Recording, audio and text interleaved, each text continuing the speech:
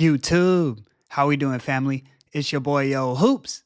And this is another episode of Fading the Public. Today's Friday, January 17th, and we have a 9-game NBA card.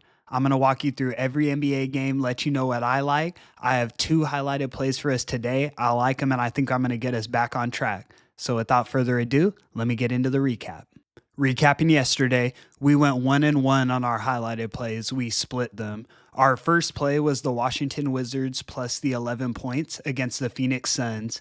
It was looking like a rough blowout there. The Suns were up 30 points at one point. I was able to get the Wizards plus 22.5, and they ended up covering the original line. They only lost by 9 points, so it was good to get us back on track there.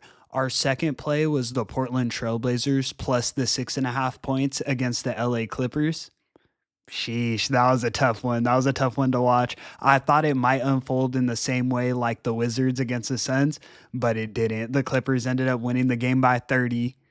It's okay though. 1-1. That's not horrible for our highlighted. I have 2 for us today though. We're going to knock it out, go 2-0, guys. So thank you so much for tuning in, and let me get into today's games. In our first matchup, we have the Orlando Magic in Boston taking on the Boston Celtics. Celtics are laying 12.5 points, and the total is 211. We had Orlando as our highlighted play in their last game against the Bucks, and the Bucks absolutely throttled them.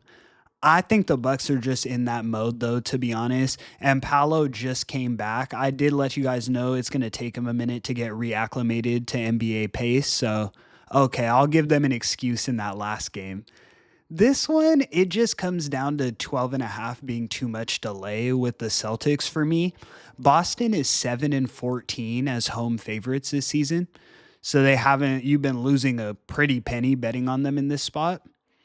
And I just don't see them covering this 12.5. I think people are asleep on the Magic, especially after losing by 30 in their last game.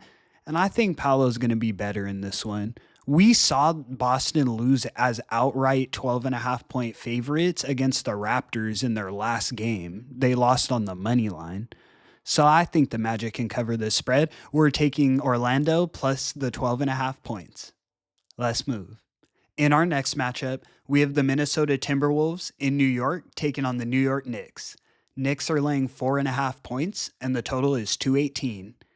This injury report was disappointing for me to see because it looks like Karl Anthony Towns is questionable for the Knicks, and then Dante DiVincenzo is ruled out for the Timberwolves.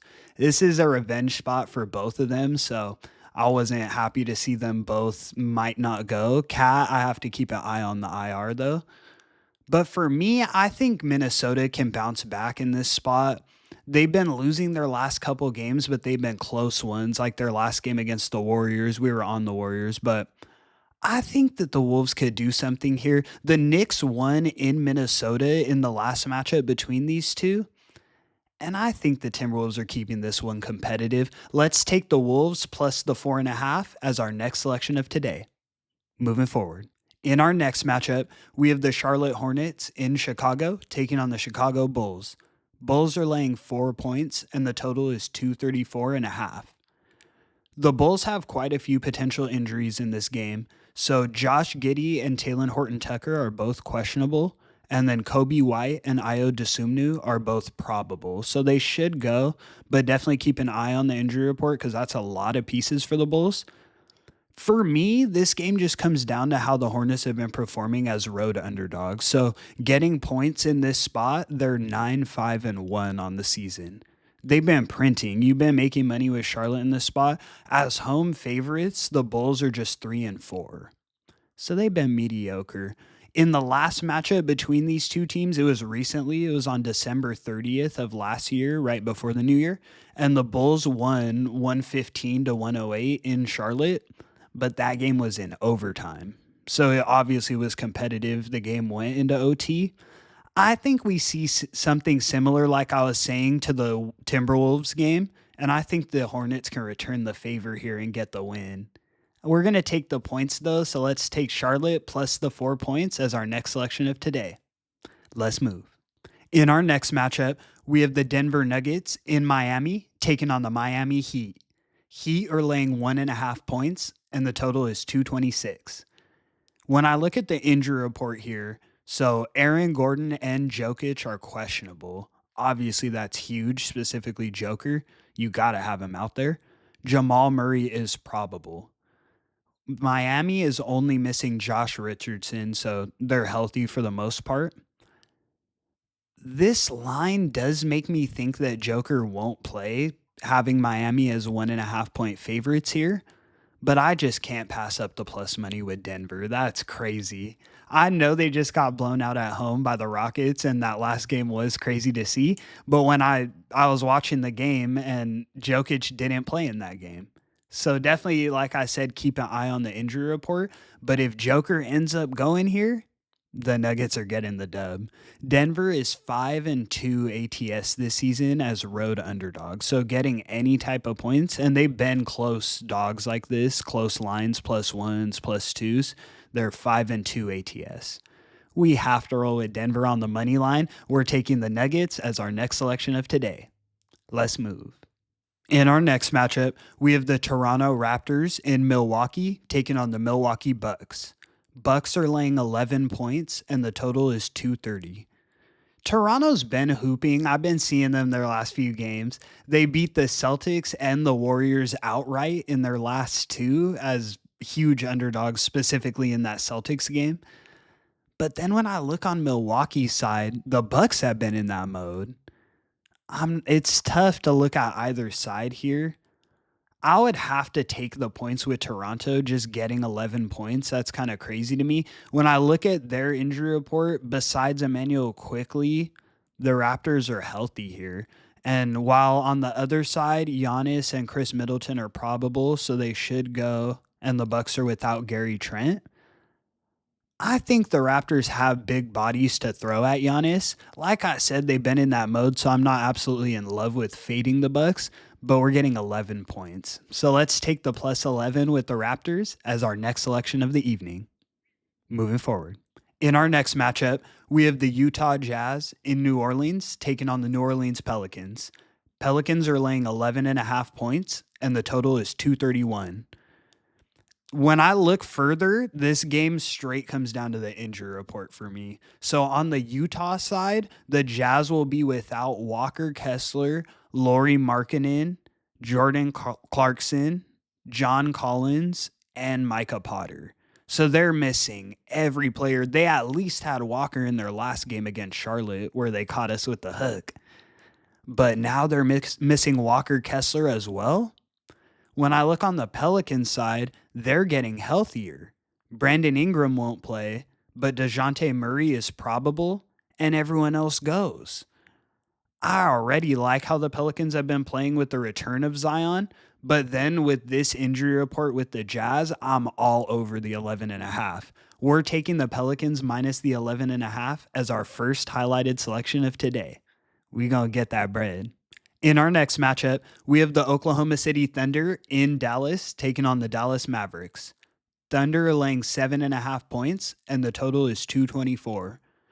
The Thunder showed me yesterday why they're the best team in the league. They go crazy. They absolutely blasted the Cavs with no big men presence out there.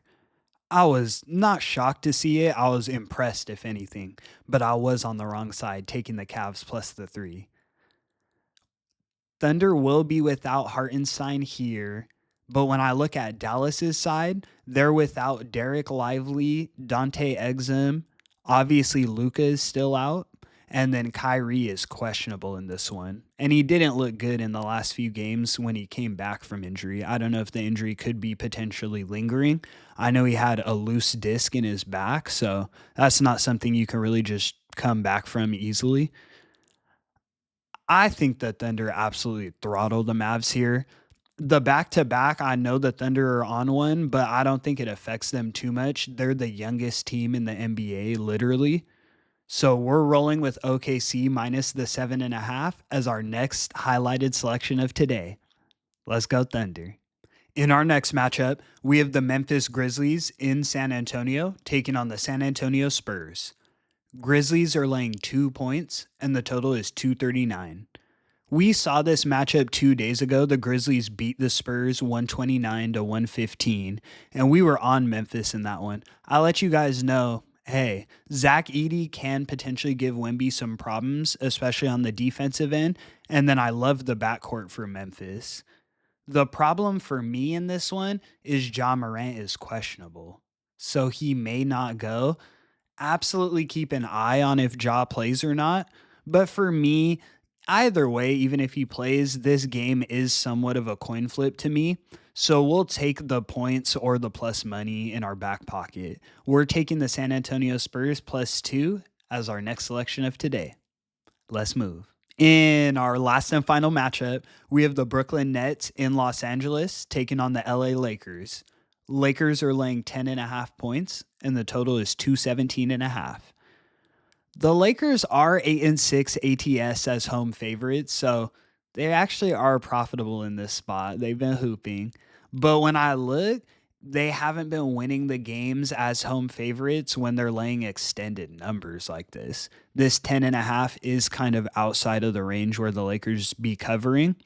The Nets have also performed in this spot. They're 14-8 ATS as road underdogs. So this one is a bit tough, but the Nets have been better in this spot. When I look at the injury reports, Nets are getting slightly healthier. So they're without Bojan Bogdanovic, and then Cameron Johnson is questionable. For the Lakers, Dorian Finney-Smith is doubtful. It's not my favorite game on the board, but for me, it just comes down to too big of a number to lay with the Lakers. So for our last selection, we're taking the Brooklyn Nets plus the 10.5 points. And that's going to conclude today's video. Thank you so much for tuning in, guys. I love both of our highlighted plays for today, so make sure you lock them in. Yesterday, I know we went 1-1. We split, but hey, it was nice to just get our footing back and get at least one play green. Today, we're getting back in the win column. It's your boy, Yo Hoops, and I appreciate you so much for tuning in. Make sure you leave a like and subscribe to the video, and I'm going to catch y'all in the next one. Peace.